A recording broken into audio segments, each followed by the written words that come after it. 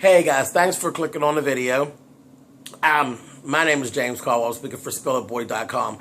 I wanted to share with you guys. This is what I call a real life spill. Okay. Earlier this summer, and it's 2014. Earlier this summer, I jumped at the chance to become employed for the U.S. Postal Service. Okay?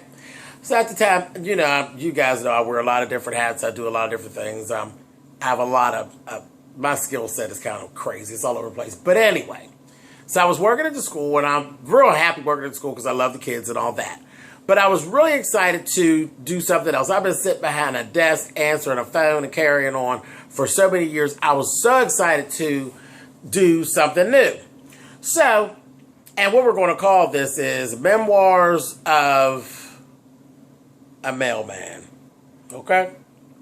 So, I get the job, pass all the tests and all that stuff. I get the job. I go through the training process. I pass the driving test and all of that. Because a lot of that was very difficult. You kind of lose some people that couldn't drive the trucks and all that. So I passed the test, drive 2 different trucks and all that. I did real good and everything was fine.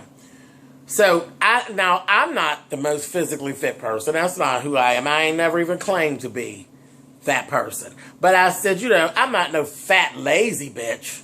So, I said, I know I can, work myself up to the endurance that's needed to do this. So, my understanding is that definitely I'm going to be walking a route and all of that stuff. So, I had my expectation up. I knew about the dogs and the this and the that, and I took all that in stride. Now, that goddamn family of mine, let me tell you about my family. These bastards, they just have no goddamn faith in me at all. My mom, and a few of my cousins, they had bets. Child, he gonna quit the first time it rained. And my mom was like, no, probably the second time. He'll quit, And I'm like, that's horrible. That is just horrible. They had no faith in me at all. But whatever. So I'm definitely out. I'm going to definitely prove them wrong, right? So what I understood, I had 3 days of training where I was going to be going out onto a route. It was like a route partially, for 3.5, 4 hours like that on the first 3 days. So it was like, cool, no problem. And then on the 4th day, I'll be going out on my own. And I would be out for basically what should take you about 3 hours. But they basically kind of think that you'll be 4 hours, finishing it.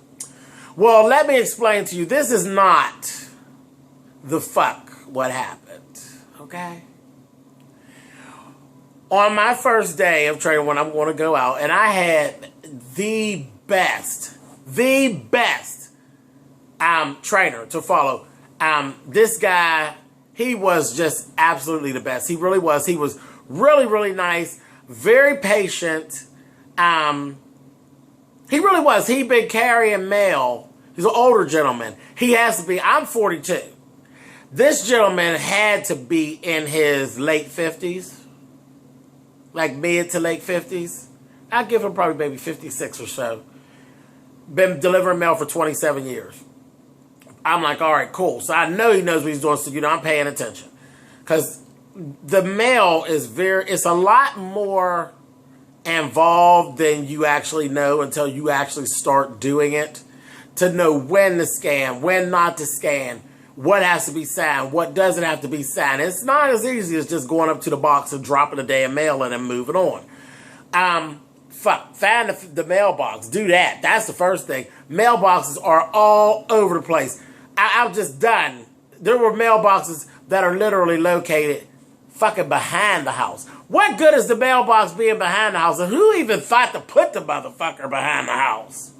But whatever. Whatever. These are the things that they deal with on a daily basis. I had no idea. And, the weather. I knew about the weather, so I wasn't really so much worried about that. But anyway. Okay, so here we go. We're going out.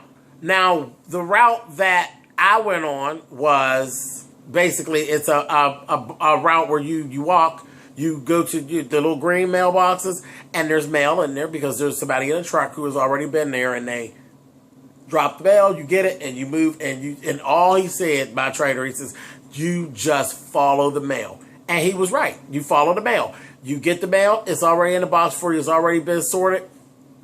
You go. It'll take you to what you get out of that box will take you to the next box.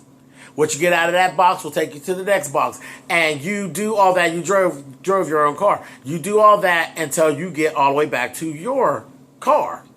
Okay, so basically we went out for basically an hour at first. It was an hour because this was an hour overtime for him. Okay? He was doing a part of someone else's route. Well, when I tell you that this place that we went was all uphill. There's a lot of hills in Pittsburgh. So all uphill. But this is like all uphill. There were houses that got 20 and 25 steps going up to the houses and just a fucking mess. But the worst part about it was the hill. I realized right there in the first hour, the elevations was going to be my problem. Okay? So, oh, fuck it. Come on, let's go. You know, let's go. So we did that. It was very tiresome. Pulling those hills were a fucking mess. But I'm like, all right, whatever. Okay, cool. No problem. So I'm like, yeah. And then we're talking as we're going, and he's showing me different things, and he's saying, you know, this, that, thing, and the other. And he's saying, the thing is, you know, you want to make sure you keep yourself some water, and this, that, thing, and the other. I had already had me some water, all that, with me.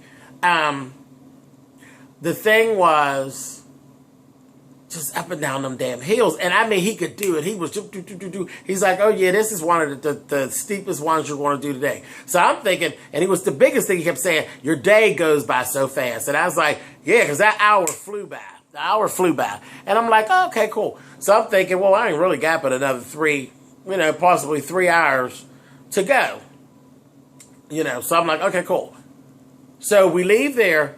Then we come down and we go to what is his regular route. So we go ahead, we get to walking. Now, he done already wrote out on me. He says, always take yourself a little map and you kind of keep yourself about where you're supposed to be. It's like a little puzzle, you know. And I thought that was really cool. Like, I just thought that was really cool that somebody sat and really figured all that shit out. But whatever. That was cool. But I was picking up on it. I'm like, okay, here we go. So we go up to an area where I used to live. I lived in the flat part, but up the street, baby, all one side is straight uphill. The other side is a little elevation, but not as bad. That one side is just horrible. Okay, so here I go. We're going, we do it, and I'm like, okay, I knew there was this one street. And I was telling myself, I am dreading that street because this hill is literally straight up and down damn near. What he did was, which was so cool, you know, we basically, this is before we, no, this is after lunch. It was after lunch. Oh, child, the lunch. Okay, we stopped. Let's go over here and have lunch. We have lunch in the park. This is like, I started work at 9:30. This is now after 2 o'clock. Okay? So we're going to go have this 30-minute lunch period. I was so weak at this point. I didn't want to eat anything or anything like that. I had water. I was drinking the water. Now, we went into the park. I told you before, I'm allergic to grass and trees. I sat up, and I don't do outdoors. I don't do bugs. I don't do ants and shit like that. I ain't into that. There's like a little stone thing in the middle of the park, and that's where we were sitting. I fucking seen the ants. I seen the bugs running around. A bitch was tired. I didn't give a fuck about the ants and none of that shit that was running around. I laid my ass back on that stone, and that's where I was for that 30 minutes. I laid there. He had a little timer and all this shit. He sat there, ate his little sandwich. He talked to me, asked me questions. I'm answering them. He said, yeah, I don't usually do these. He says, I always have a fear that I will fall asleep. I'm like, what about falling asleep outside? Because I don't do that, you know. But I was so tired, and I was so weak. My legs and stuff were hurting so bad at this point that I'm like, this is crazy. I'm sitting there and I'm like, all right. I said, I didn't even give a fuck. It could have been somebody could have crawled on top of me on that damn ground, and I probably wouldn't even fought with them, honey. But it was just terrible. And I don't think it even helped because I started like getting stiffening about it just in that 30 minutes. I said, this is crazy. And it was like so crazy to see how out of shape that you really are. So I'm sitting there, the half hour flew by so fast. He's like, okay, let's go. I'm like, oh. So we start walking. I'm like, it's cool. We're down in a, a little flatter part. And it's like, no problem. Then I was like, oh, this is terrible. Did a little bit of elevation. Horrible. So I'm like, okay. And I'm like fighting with myself. I'm like, that's okay. You're going to do it. And I powered through. I'm doing it. I was like, oh, you fat bitch. But I went ahead and I did it. Then he threw me a lifeline. The hill that I was dreading, he said, I'm going to go up and I'm going to do this hill. And then he set it up. There was a high rise. He let me do the high rise. And I thought that was so nice because, it was air conditioned. And all I had to do is pop the boxes and actually put it through. Which, it takes a minute to do that too. But I was in the air conditioning and all that. And he said, I'll be back in 40 minutes. He said, now don't leave. Don't go anywhere. And I'm like, I don't know where. I think he thought I was going to crumple and crash, But I'm like, I'm not going anywhere. And I was there when he came back down. And he came back down exactly 40 minutes. He did that hill. And I'm telling you, this hill ain't no joke. He did it. He came back down. Well, by this time, it's getting ready to storm. I said, do I have to have everything like the first fucking day? And when I'm telling you, it stormed like whoosh, it stormed. I don't have any, because when you first started, you don't have all the postal shit. I don't have a hat. I don't have nothing. You can't carry an umbrella, And this happened to be on a Tuesday, which is the day that all of the advertisements get delivered to. So that's like fucking carrying newspapers along with the mail. Ridiculous. But it rained and rained and rained and rained so hard. At first, you just couldn't even see it. It was thunder and lightning and everything. We're sitting there right there at the high rise. And then he's like, okay, we're going to give it a couple minutes. But then the mail has to be delivered. We got to go. And I'm like, I was cool. I had no problems, no issues with any of that because I already knew. You knew this.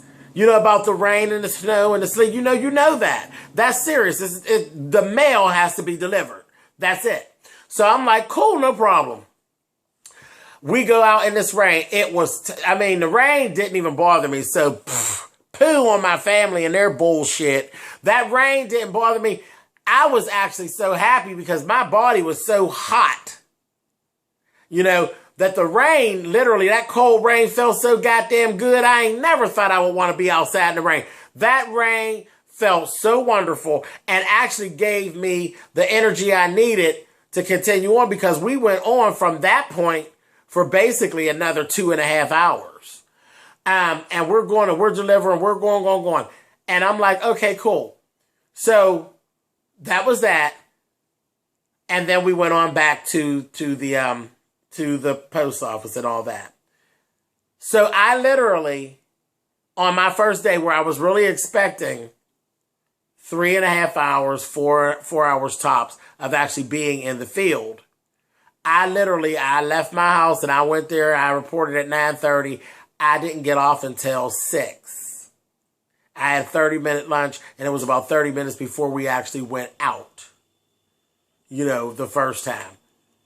So I walked and carried on for literally 8 hours. 8 hours. So I said, I felt kind of bad at the fact that he could just, but he's been doing it so long and he's fit. He's really fit. But I have no complaints with my trainer. I could tell you how to deliver that goddamn mail. I could tell you when to scan. He trained the shit out of me. I know when to, when not to, when to ask for a signature and all that shit. When I say that I experienced everything that they talked about in that damn training other than getting attacked by a dog, okay? I looked for mailboxes, shit, I did hills and the valleys and all that bullshit. Okay, so physically, let me tell you, I drank 5 bottles of water. Never pissed. I'm asking my brother, I'm saying, where the fuck the water go? He's like, you sweated it out, crazy. Never had to go to the bathroom. It was crazy to me. Like, what my body was doing was just, it was crazy how it was crashing and burning. And then, what was with the cold rain that made you be able to go again? I'm like, I've been with this body a long time and don't know how to motherfucking work. Crazy. But anyway, okay, so I leave there. I come home. I don't want to stretch this out too much, but I come home and I strip at the front door. Now, it rained about 3:30. I took those clothes off. That was Tuesday. That was a Tuesday. Do you know that those clothes were still wet? I took those clothes and I hung them so they could dry. Those clothes were still wet Thursday morning. That's how bad it had rained. Okay, they were still damp. Ridiculous. Anyway, so I came home, stripped down, went and took a shower, came downstairs. I hadn't eaten. I was trying to eat. I made an omelet.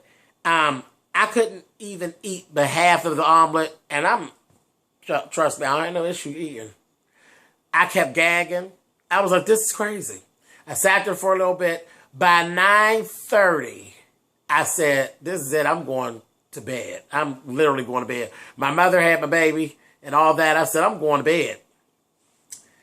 I went to get up to go up my steps. I stepped 2-3 steps. I said, well, no, this kind of looked like a better idea. I turned that motherfucking TV off. I laid my ass in the middle of my living room floor. And that's where I was until my cell phone beeped at 8 o'clock in the morning for me to get up and get dressed to get back to the post office at 9:30. Okay. Now, all during the night, I'm cramping and my legs were just hurting and it was terrible. My legs for like the next 3 days felt like, you know how Barbie doll's leg pops off to the side? That's how my legs felt. My ass hurted, my legs, my calves, everything. It was so horrible. It was painful. I couldn't even get up my steps until the next morning. You know, I had to force myself to go up there and get dressed.